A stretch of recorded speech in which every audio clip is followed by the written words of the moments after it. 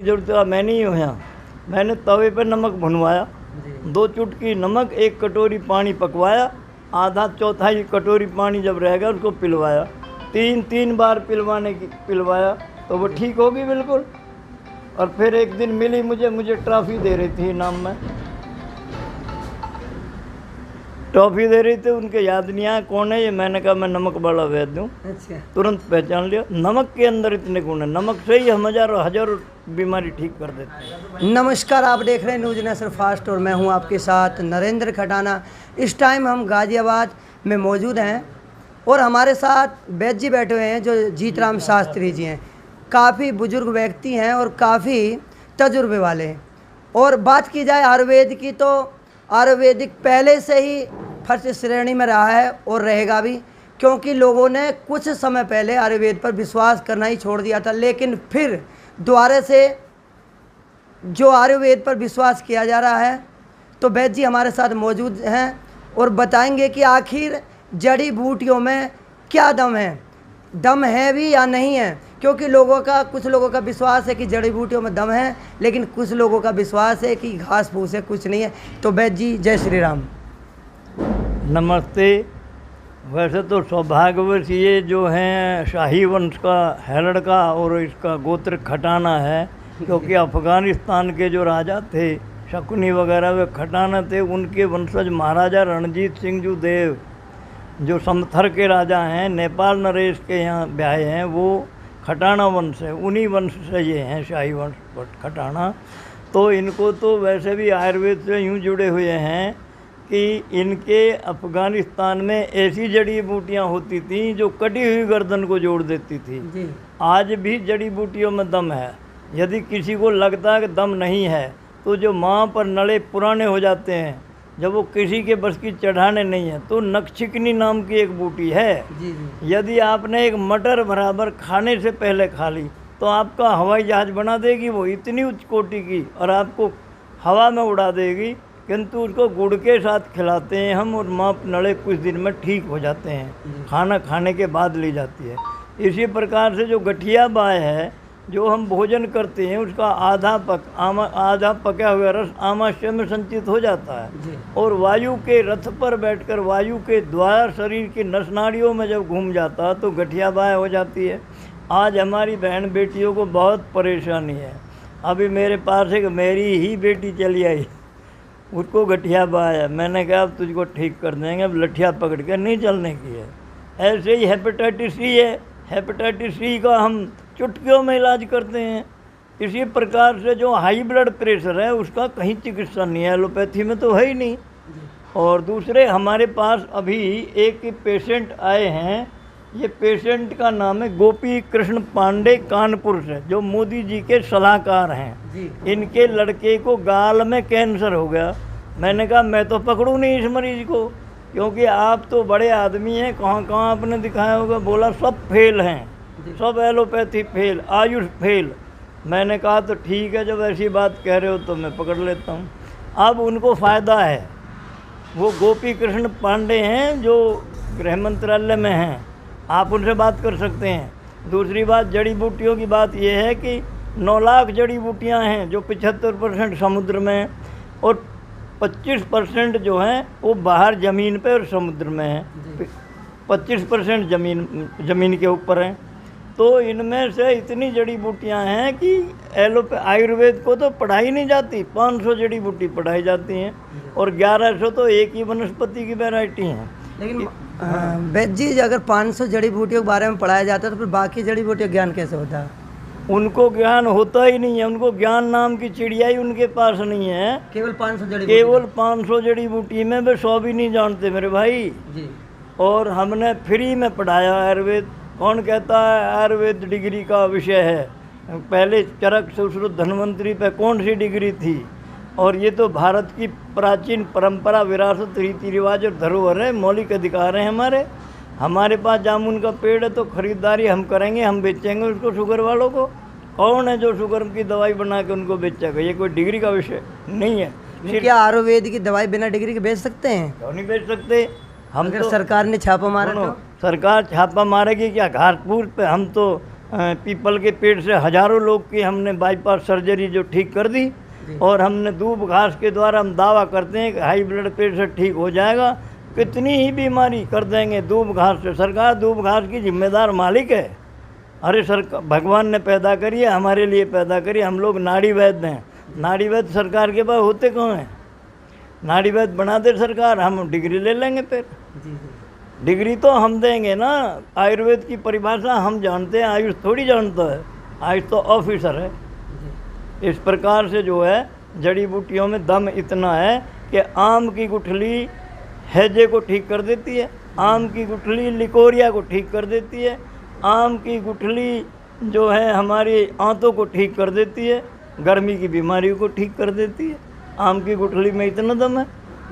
तो बुढ़िया पहली आम की गुठली रखती थी घरों में, और आम के अंदर वो गुण है, कच्चे आम को भून करके उसका पना पीजिए, आपकी एसिडिटी ठीक हो जाएगी।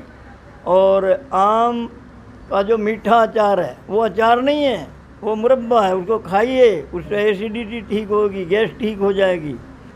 और लेकिन बनाने का फ़र्क है, उसको आम को तेल में अचार बनाओगे तो नुकसान करेगा। हम भी उसका परहेज बताते। दूसरी दूब घास को जानते हैं आप? नहीं, वो डाब होती है। डाब पे किसी का अधिकार नहीं है, डाब की पूजा भी होती है।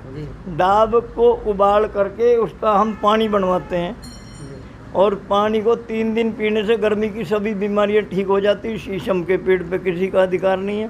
संशत सम्यक रूपेण संवर्धन्ते, अथर्ववेद में लिखा है कि मैं गर्मी की सभी बीमारी ठीक कर देती हूँ। जिनके हाथ पांव में जलन होती है वो लोग जो हैं शीशम के 5-7 पत्ते दोपहर तक चबावें, शाम को न चबावें, 5-7 दिन में जलन ठीक हो जाती है। तो ये गाँव में औषध रतन है, गाँव में है वनस्पतियाँ। गाँव में क्या कोई डिग्री का विषय है? हैं हमारी दादी नानी जो है डिग्री रखती थी क्या? वो ऐसे ठीक करती थी चुटकियों में। यहाँ मैंने तवे पे नमक भुनवाया, 2 चुटकी नमक, 1 कटोरी पानी पकवाया, आधा चौथाई कटोरी पानी जब रहेगा उसको पिलवाया, 3 बार पिलवाया तो वो ठीक होगी बिल्कुल। और फिर एक दिन मिली मुझे ट्रॉफी दे रही थी इनाम में, टॉफ़ी दे रही थी। उनके याद नहीं आया कौन है ये। मैंने कहा मैं नमक वाला वैद्य हूँ। अच्छा। तुरंत पहचान लिया। नमक के अंदर इतने गुण हैं, नमक से ही हम हजारों बीमारी ठीक कर देते हैं।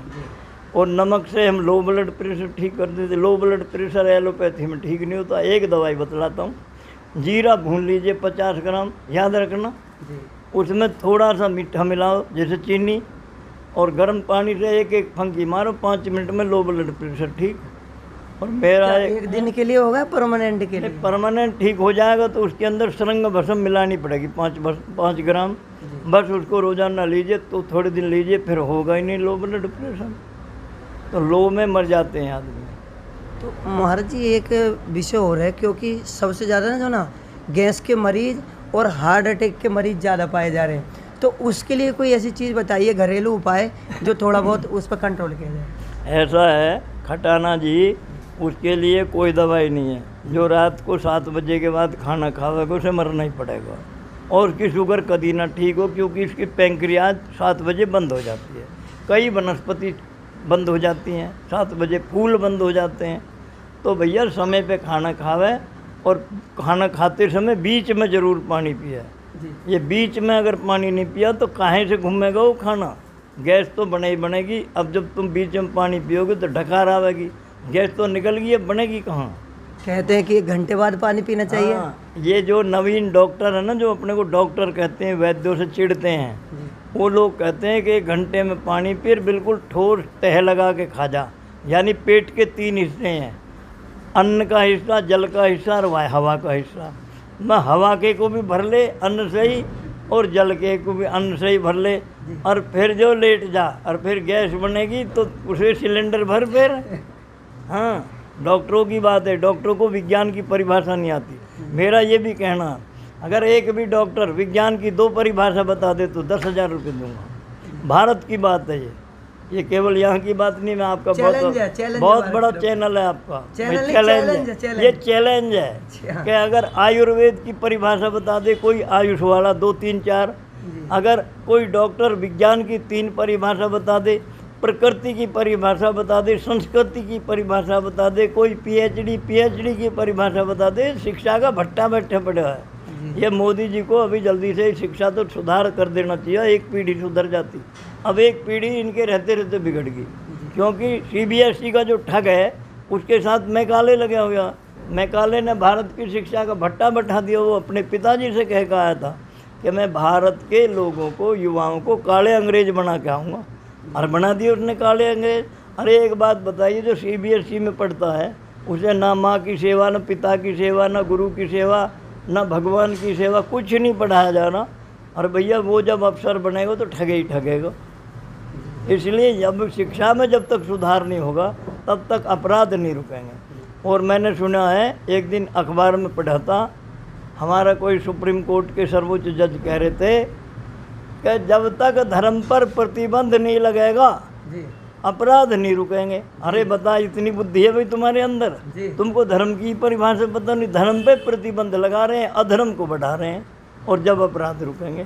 क्या मजे की बात है। कहना मतलब धर्म को नहीं मानना चाहिए। हाँ, धर्म को नहीं मानना चाहिए। धर्म तो कोई चिड़िया है, उड़ जावे यहाँ से। धर्म कहते धारण करने योग वह नियम जिन पर चलकर प्राणी मात्र को सुख मिले। जिन लोगों ने हमारे आयुर्वेद को भट्टा बैठाया, जिन लोगों ने जातिवाद फैलाया, जिन लोगों ने जो है प्रकृति के विपरीत हमको चलाया हैं। पहले हम दिन छिपते ही खाना खाते थे, और गेहूं चने की रोटी होती थी, और गेहूं चुपड़ते नहीं थे। उसे कहते रात को रोटी नहीं चुपड़ेंगे, नहीं तो गैस बनेगी। तो गैस तो बनेगी जब तुम खाओगे, मज़े से सो जाओगे, और फिर बच्चे भी पैदा करोगे। तुम्हारी लड़की है, इसका क्या है, इसके सामने सारी बात कहेंगे। हमारे बच्चे भी पैदा होंगे, फिर रात में खाना तुम खाओगे 11 बजे। भैया गैस बना बनेगी, मरोगे तुम, बचोगे नहीं कुछ दिन में। दूसरी बात, यूँ नहीं बचोगे कि धर्म तो तुम जानते ही नहीं। धर्म तो तुमने चित्रों में हाथ जोड़ने को धर्म मान लिया है। धर्म तो रविदास जी के पास था, पलटू के पास था, कबीर के पास था, ऋषि दयानंद के पास था। क्या मूर्तियों में धर्म धरा? चित्र में चरित्र देखने की परंपरा को रखिए, आपका कल्याण हो जाएगा। और खटाना जी थे, उनके गुरुकुल था वहाँ कहीं फरीदाबाद के पास, बड़े रईस हैं उनके परिवार। मेरे गांव में विजयानंद जी, स्वामी विजयानंद जी को बुलाया था मैंने जब 20 साल का था, तब से मैं धर्म से जुड़े हुए हूँ। चलो धन्यवाद बाजी, जय श्री राम।